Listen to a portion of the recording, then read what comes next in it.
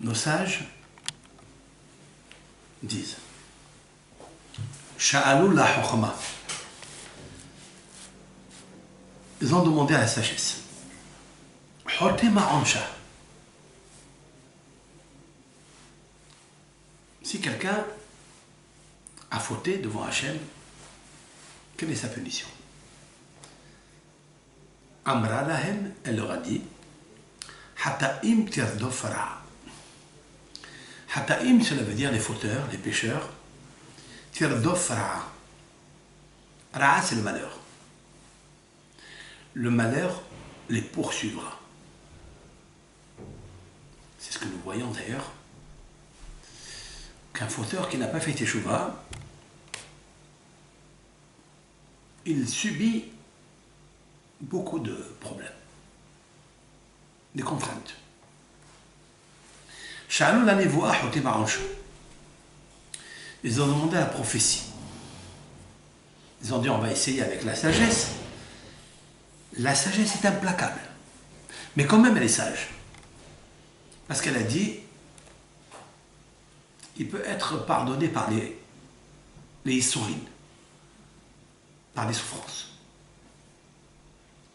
Vous savez qu'est-ce qu'une souffrance? Nos sages disent dans le traité talmudique Berachot, il pense qu'il a 5 euros dans la poche. Il fait rentrer sa main et il sort 4 euros. Il lui manque 1. Ça aussi c'est une souffrance. Ça veut dire quoi? Que l'Éternel, par amour, il va atténuer, il va diminuer la punition qu'il aura. Parce que le fait de trouver 4 alors que je pensais que c'était 5, ça aussi c'est une punition. Nos sages disent jusqu'où vont, jusqu'à où va l'amour de Dieu avec l'homme. Ça c'est sage. Ça veut dire se trouver dans la difficulté, dans le stress des fois, dans le tsar, dans la souffrance. C'est aussi l'amour de Dieu. C'est la raison pour laquelle la sagesse va voter pour que fasse pardonner cet homme-là. Il lui faut des moments difficiles. Donc ils ont écouté la réponse et ils sont partis demander au prophète. Ils ont dit la prophétie, elle, ça n'est pas la sagesse. La prophétie, c'est un homme qui est sage et qui a vidé tout le contenu de l'amour et des désirs matériels de ce monde pour recevoir à la place la dictée divine. Ce que Dieu, autrement dit, fait dans ce monde, va pratiquer le jour, la seconde. Qu'est-ce que le monde va subir? Un homme est capable de recevoir cela. Pas seulement un homme sage, pas seulement un homme juif, kadosh, même une servante non juive, même un esclave non juif, peuvent recevoir une invitation de la prophétie ou un engouement à la prophétie. C'est pas ma parole à moi, c'est la parole d'Eliyahu Hanavi. Eliyahu Hanavi a levé les 10 doigts vers Hachem. Il a dit Gadloui ve'adou alefanecha. Il est connu devant toi, Hachem. Ish, Isha, Aven, Veshivha. Hakol lefi ma'asav. Un homme, une femme, une servante, un esclave peuvent recevoir Ruach HaKodesh, l'Esprit Saint, selon ses actions. Une action qui est faite parfaitement, qui est faite pour Hachem, dont l'homme s'est débarrassé totalement des intérêts qu'il doit recevoir de ça. HaKadosh Baruch Hu, par sa bonté, déverse sur lui la bonté du bon esprit. Donc il demande à la niveau A, au Navi, il me dit qu'est-ce qu'on fait avec le fauteur? Lui, il n'a pas réfléchi. Lui, il a la pureté avec lui, il ne sait pas faire des concessions. Amar lahem, il aura dit, Hanefesh hachotet hi tamut. L'âme qui a fauté, elle meurt. Voilà les paroles de nos sages. Il nous faut comprendre le mot hi qui est en plus a priori. Hanefesh hachotet tamut. La réponse aurait dû être celle, je cite, l'âme qui a fauté, qu'elle meurt. Ça veut dire hi, elle meurt. L'âme qui a fauté meurt. C'est quoi le hi? La réponse est très ingénieuse. On dévoile ici un grand secret, une grande révélation. Ce n'est pas Dieu qui tue. C'est l'âme qui se tue seule. Hi tamut. Elle va mourir d'elle-même. Il n'y a personne qui la touchera.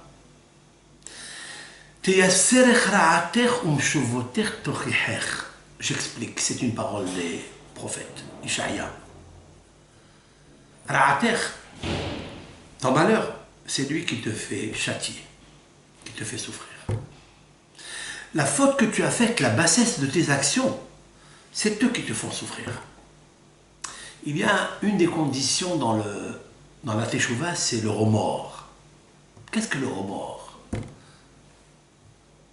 Le remords, c'est un malaise intérieur, une souffrance intérieure d'avoir le remords de ce qu'il a fait. Qui il lui a donné cette punition si ce n'est pas lui? Il souffre de l'imbécilité qu'il avait avant la faute. Pourquoi? Il s'est remorqué, si l'on peut dire ainsi, remorqué sur cette faute-là. Pourquoi il est parti faire ça? Il se déteste au point. D'où vient cela? De la pureté de l'âme, de l'amour de Dieu. Parce que Dieu lui met dans son cœur de le faire.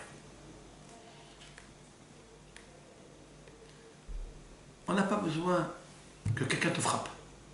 Il n'y a pas besoin que les juges te jugent. C'est toi-même qui te juge et c'est toi-même qui te frappe.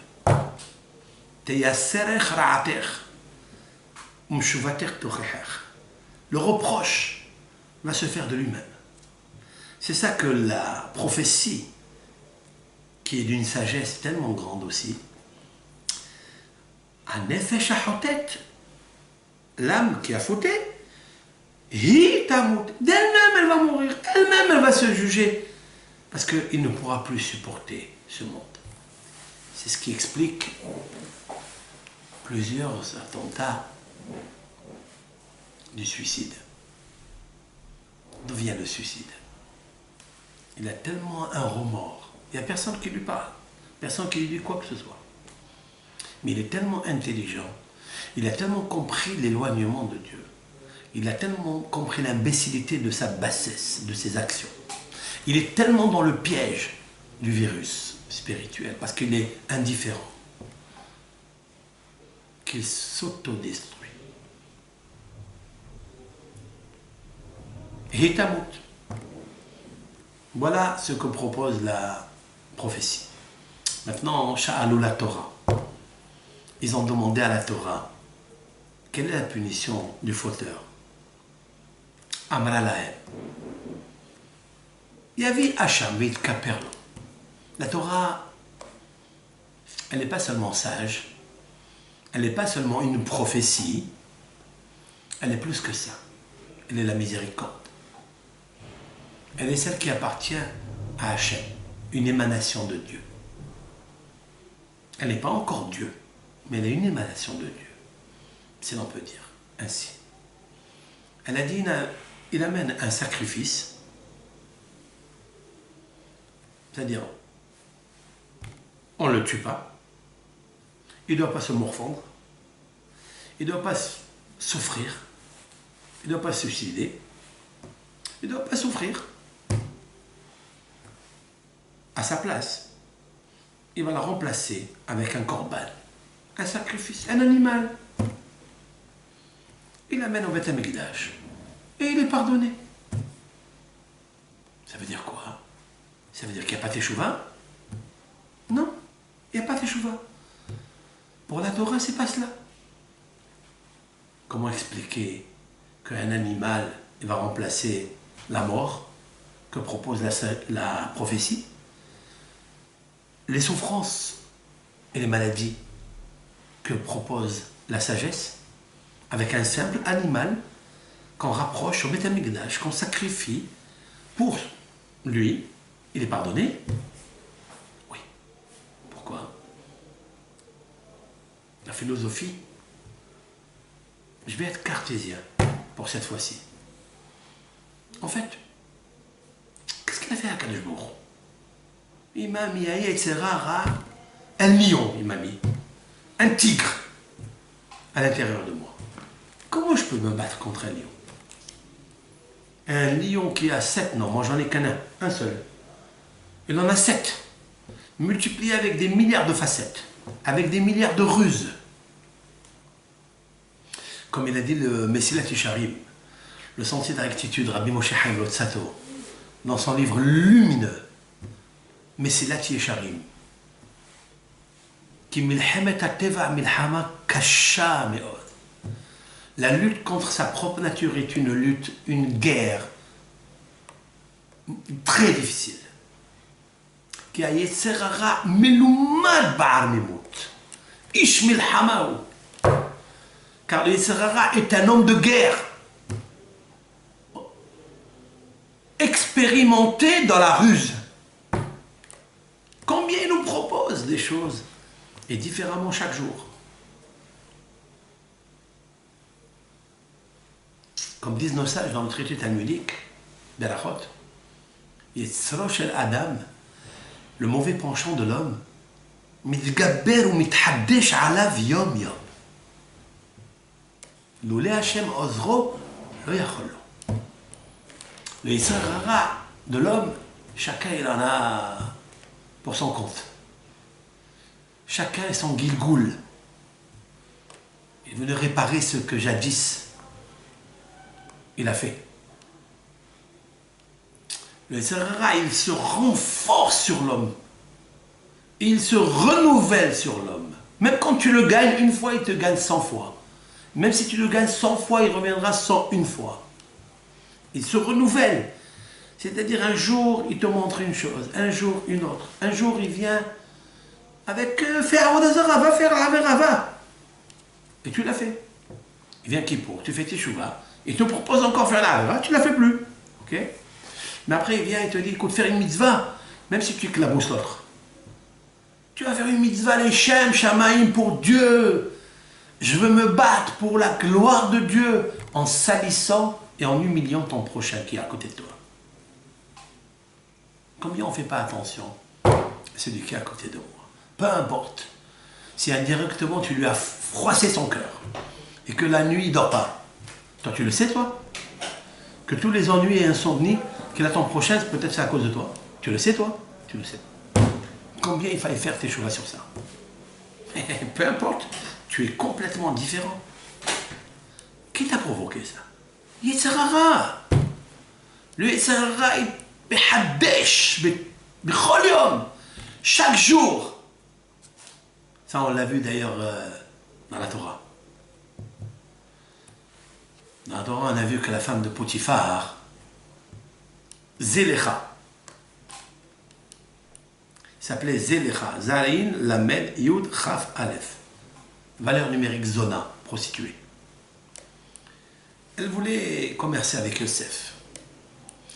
Vayi kedabbera elav yom yom, velo shama alea. Tzaddik Yosef, on cite dans les Slihot, Rahamana, Anenan, bischoté de Yosef, Asir Tzaddikecha. Yosef étant tzaddik, celui qui était en prison. Mais il était en prison par rapport à quoi? À cause de la femme de Potiphar. Parce qu'il n'a pas écouté son Yetzer Hara. Il travaille chez son patron, Potiphar, et il y a un phare qui se farait, c'est-à-dire la femme de Potiphar, qui se farait de produits cosmétiques pour lui enlever les tics. Mais elle était apostrophée de voir que Yosef n'écoutait pas. Qu'est-ce qu'elle faisait? Bedabbera elav yom yom. Elle venait lui parler, le flatter, jour, jour. Parce que le premier jour, il ne l'a pas écouté. Mais le deuxième jour, elle a essayé une autre robe. Elle s'est habillée, patinée haute, avec une robe bien brillante, pour qu'il la regarde. Mais Yosef ne lève pas ses yeux. Velo shama elea.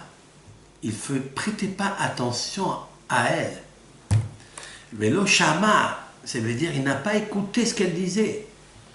Mais on peut comprendre aussi Velo shama, cela veut dire il n'a pas compris ce qu'elle voulait. Ça veut dire qu'il a compris le contraire de ce qu'elle voulait. Lui, il a compris qu'il y a un Kadosh Baruch Hu. Et elle voulait le comprendre à autre chose. Velo shama elea. Shama, c'est Shema Israël, Hashem Elokeinu, Hashem Echad. Son père s'appelle Israël à Yosef. Je ne t'écoute pas. Shama, c'est les initiales. Ol Malchut Shamaim. Rétroactive. Shin, même Aïn. Shema. Shema et Aïn, même Shin. Ol Malchut Shamaim. Ol, c'est le joug. Malchut du royaume. Shamaim du ciel. Chaque juif, il doit fixer devant ses yeux le joug céleste. Le Shama est là. Et de là, on a compris que le Yetzer Hara, il est mitgaber ou mithadesh alav yom yom.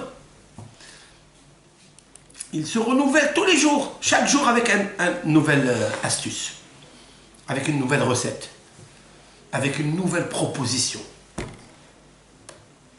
Et Yosef n'était pas disposé à le faire.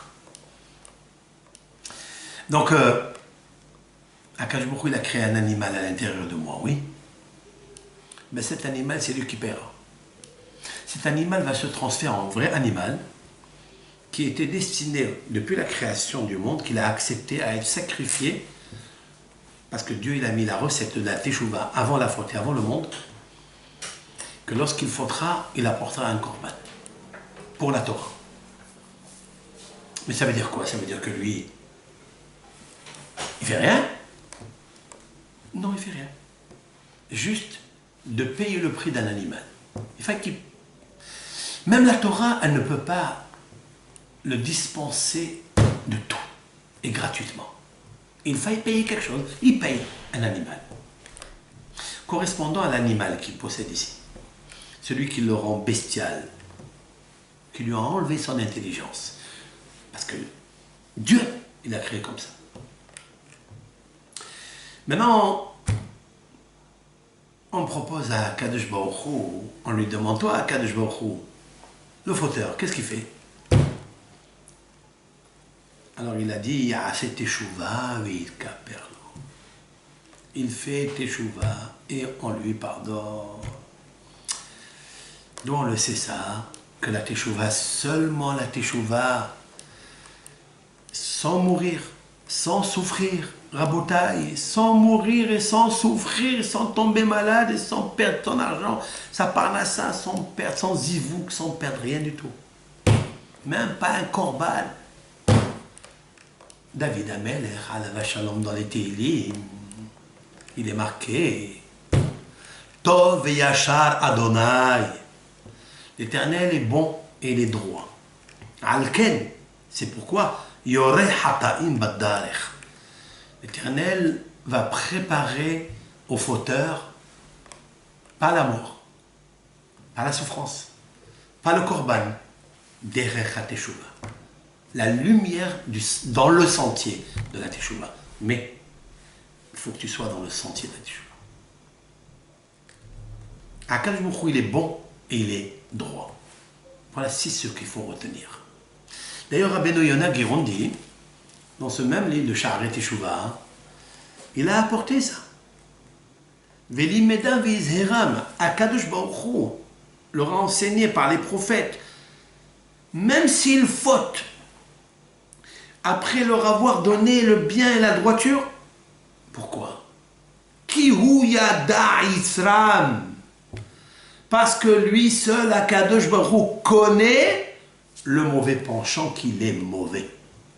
C'est un tigre, c'est un lion féroce, insurmontable de Yetzer Hara. Un jour, Rabbi Avraham Yafan. Rabbi Avraham Yafan est Talmid Novardok du Sava de Novardok, c'est le gendre d'un des grands maîtres de Novardok. C'est une ville en Russie. Là-bas, il y avait un maître qui s'appelait Rabbi Yosef Horovitz Novardok. Il a écrit un livre qui s'appelle, intitulé, lumineux d'ailleurs, Madrigat HaAdam. C'est un livre de Moussar, un livre de Hashkafa. Dans ce livre-là, le gendre, Rabbi Avraham Yafan, est rentré un jour dans le Beth Midrash. Et vous savez qu'il y a un seder d'études. Et vers 6 heures le soir, il y a une petite demi-heure de Moussar. Juste une petite demi-heure. Il faut étudier le Moussar seul. Chacun doit essayer de plonger un petit peu dans sa mémoire, dans son placard, mémoire. Toutes les actions actives, négatives qu'il a faites, qu'il a pratiquées. Étudier le Moussar à haute voix. On appelle ça, comme nous l'a enraciné un des grands maîtres du Moussar, Rabbi Israël Salanter. Moussar beit pa'anout, c'est-à-dire le Moussar avec extase. L'extase de prendre une lumière des paroles de nos sages et de la transférer dans son cœur pour éveiller, bonifier et modifier son cœur. Il est rentré dans cette heure-là, il voit les élèves un peu endormis. Aucune extase, aucun... Alors il leur a dit, arrêtez de faire le Moussar. C'est comme ça qu'on fait le Moussar. Il leur a dit, c'est comme ça qu'on combat avec un lion. Si un lion, il vient te dévorer, tu fais comme ça, tu le laisses, tu rugis toi aussi. C'est comme ça qu'on rugit contre son Yetzer Hara qui est le lion. Dans le Havot al-Vavot, dans le Devoir des cœurs, qui est écrit par un célèbre rabbin, Rabbi Pekouda Dayan, comment il s'appelait? Rabbeinu Behaye, Ben Pekouda Dayan. Parce qu'il y a deux Rabbeinu Behaye. Rabbeinu Behaye, Havot al-Vavot, il a écrit dans les portiques de la Teshuvah, Meda, sache, il parle à chacun de nous. Ki hasoneh hagadol sheishlach ba'olam hu Yitzrach. L'ennemi numéro 1, ton ennemi numéro 1 que tu as dans ton monde, dans ta vie, c'est ton Yetzer Hara. C'est ce lion féroce. Ce Yetzer Hara là, il va s'associer dans les fibres et les tissus de ton âme. C'est lui qui te guide. Tu penses que tu es dans la vérité, mais il te fait penser que tu travailles pour Dieu, que tu fais la Torah, que tu enseignes la Torah pour Hachem. Mais il est en train de viser sur toi des flèches empoisonneuses. Et il te fait rentrer ça dans ton sang, sans que tu te rendes compte. Et tout son but, c'est quoi?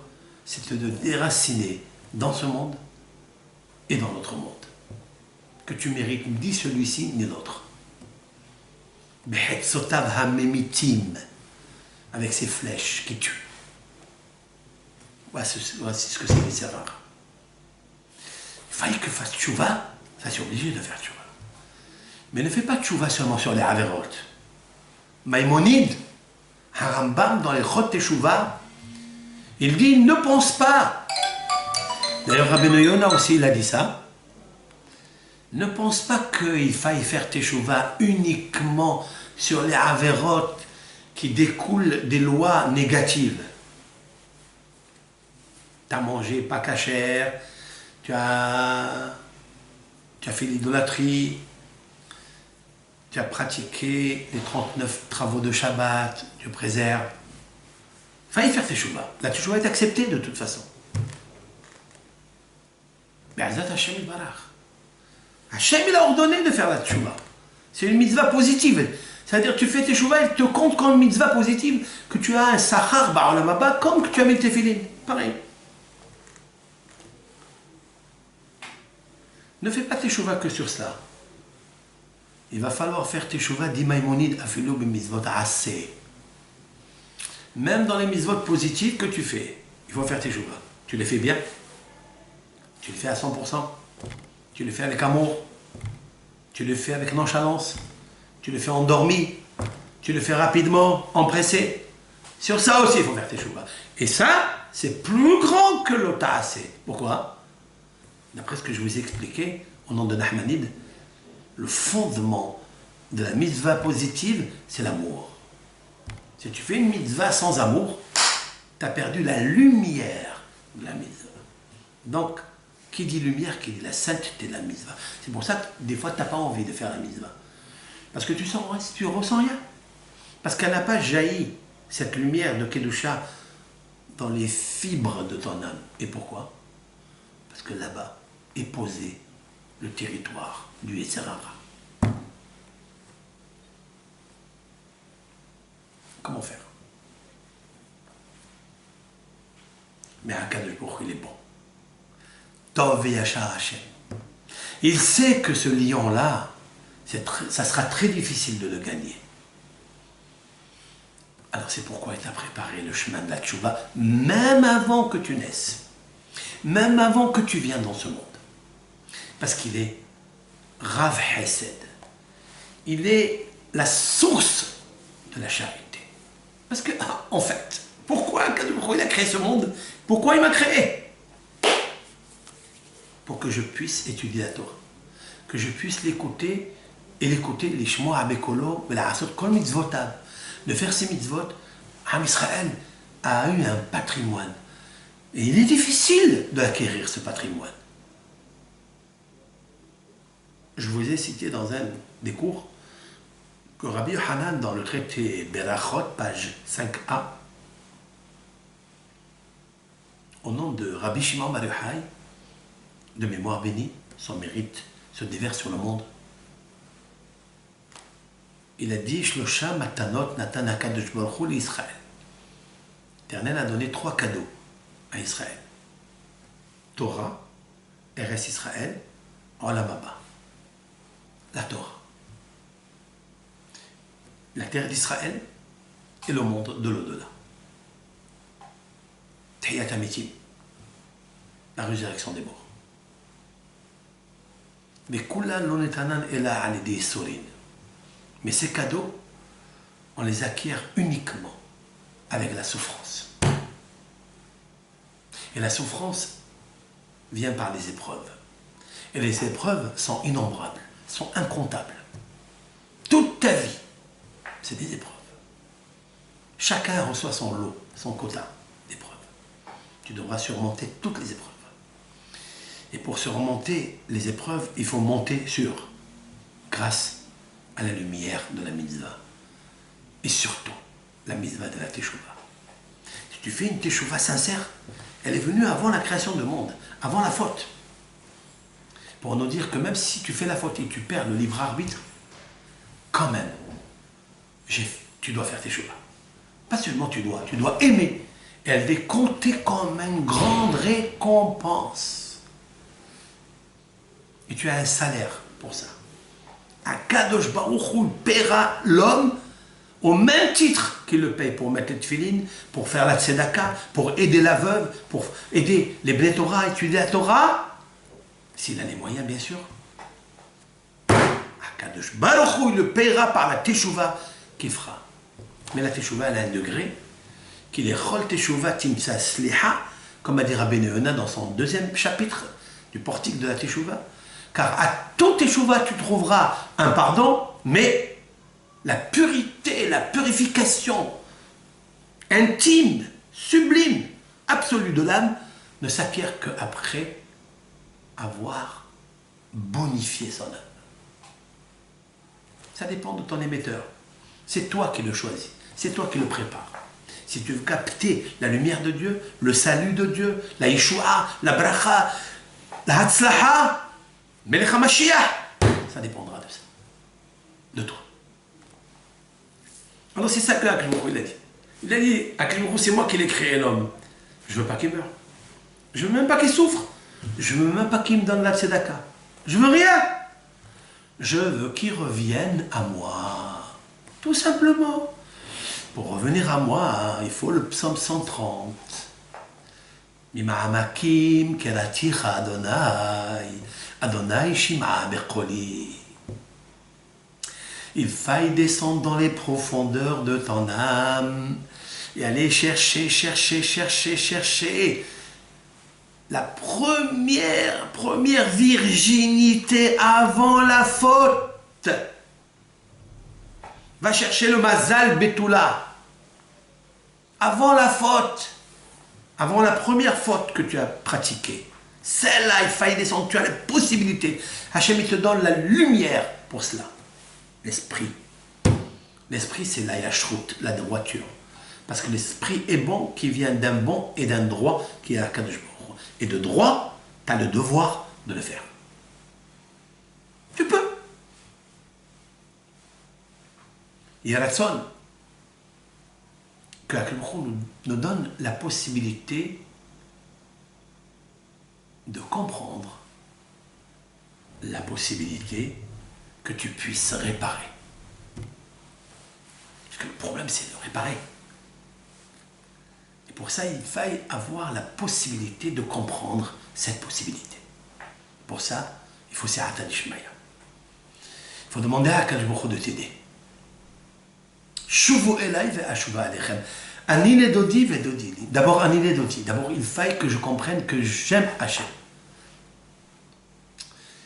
Très intéressant de savoir pourquoi le Cantique des Cantiques, le roi Shlomo, il nous parle de la Teshuvah de Elul, puisque la crostiche de ces 4 mots, c'est Elul, comme l'a confirmé Arizal. Je l'ai confirmé tout à l'heure dans le verset Umala Adonai Levav Chavet Levav Zaraecha, dans les initiales, c'est Elul. La circoncision du cœur. C'est très intéressant. Vous savez, je vais vous dire quelque chose. C'est pas tout le monde qui est moelle. C'est pas tout le monde qui mérite d'avoir l'apprentissage et le sang-froid de pratiquer la Mila. C'est une grande mitzvah. Les femmes, par exemple, ne peuvent pas faire le Brit Mila. Elles n'ont pas l'habitude. Mais Tzipora, elle a fait la Mila à son fils. Tzipora Tzor, et Bena.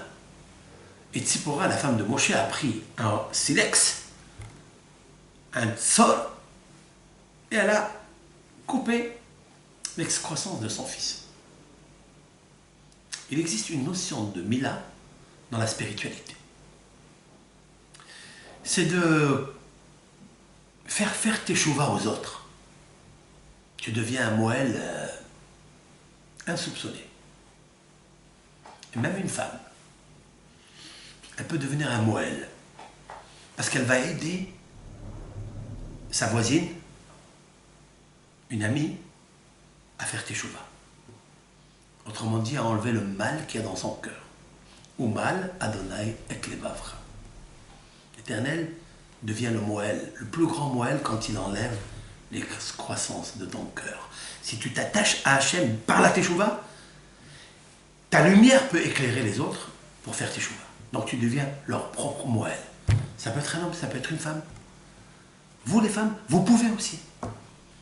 Comment on le fait ça? Ben, on le fait par le partage des Dvar Torah qu'on écoute dans le monde.